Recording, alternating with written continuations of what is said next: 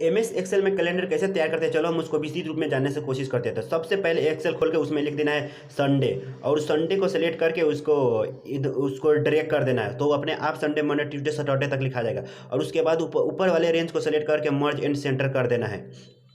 Merge and centre कर देने के बाद में उसमें मैक्स फार्मूला लगाना है। तो सबसे पहले मैक्स फार्मूला लगाओ, equal to MAX, max formula लगा के और ब्रैकेट देके नीचे वाला जो संडे मैंने लिखा है उसके नीचे वाला रेंज को सेलेक्ट करके इंटर दबा दो, वो जीरो आ जाएगा। अब वो जीरो आया उसको सेलेक्ट करके आप फॉर्मेट में जाके, फॉर्मेट सेल में जाके उसको जाके कस्टम में जाकर उसको जो जनरल है उसको मिटका देना है, और वहाँ पे जाके लिखना है 4 बार M लिख दो।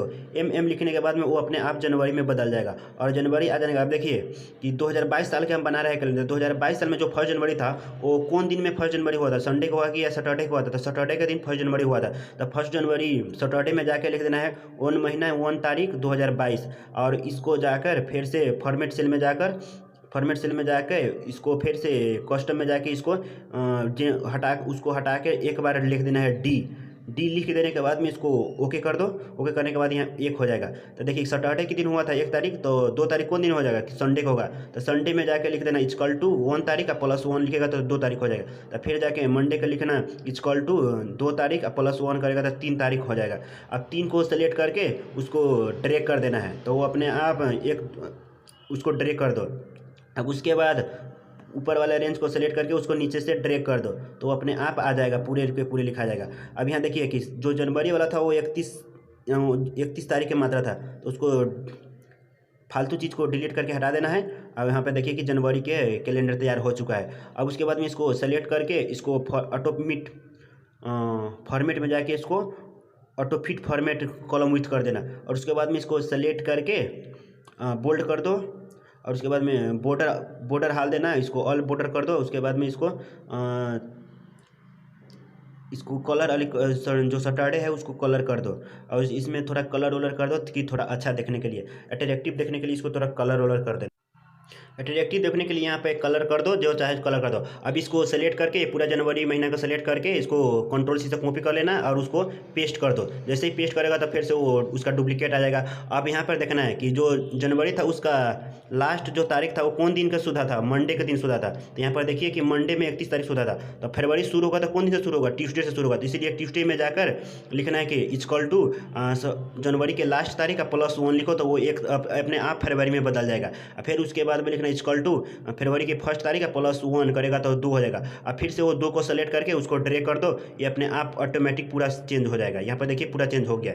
अब फिर इसको ऑटो फिट कॉलम विथ करने के लिए इसको सेलेक्ट करो, ऑटो फिट कर फालतू चीज़ को पहले सबसे पहले डिलीट कर देना है, जो फालतू में आया है उसको डिलीट कर दो। देखो कि फरवरी में 28 तारीख मात्रा होता है, तो इसको सेलेक्ट करके इसको ऑटो फिट कॉलम विथ कर दो। इसको ऑटो फिट कॉलम विथ हो गया। फिर से ये दोनों को सेलेक्ट कर लेना है और इसको कंट्रोल-C से कॉपी करके फिर से इसको पेस्ट कर दो। जैसे ही पेस्ट करोगे तो आ जाएगा।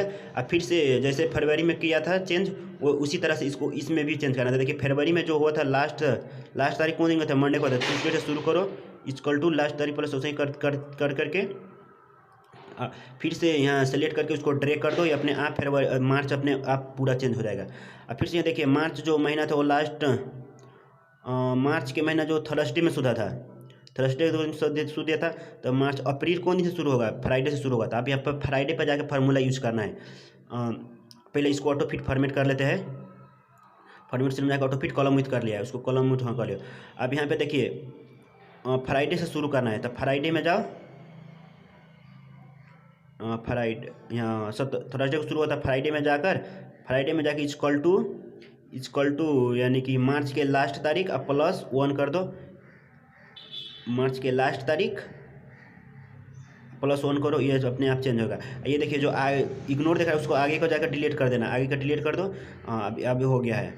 और उसके बाद में फिर यहाँ 26 में सुध गया है, तो इसको फिर से उसको ड्रैग कर दो, वो अपने आप आ जाएगा।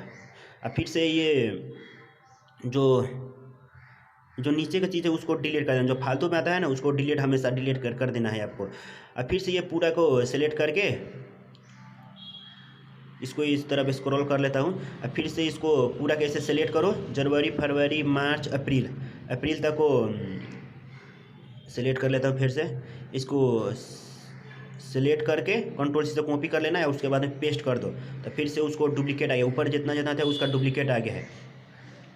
आप देख लेना कि अप्रैल में लास्ट तारीख सैटरडे को था, 30 तारीख था सैटरडे को था, तो अप्रैल में शुरू होगा कौन दिन, संडे से होगा, तो संडे में लगाना इक्वल टू अप्रैल के लास्ट तारीख +1। इसको इस तरफ से स्क्रॉल कर, हाँ इसको ऑन करो, ये अपने आप हो जाएगा, अब मे में बदल जाएगा, मे में यहाँ बदल गया। फिर से यहाँ लगाएंगे इक्वल टू फर्स्ट तारीख, हाँ इक्वल टू फर्स्ट तारीख +1 करो, यहाँ 2 तारीख हो जाएगा। 2 तारीख को सेलेक्ट करके इसको ड्रैग कर देना है, 2 तारीख को सेलेक्ट करके इसको ड्रैग कर दो, ये अपने आप बदल जाएगा। हाँ मे में आ गया।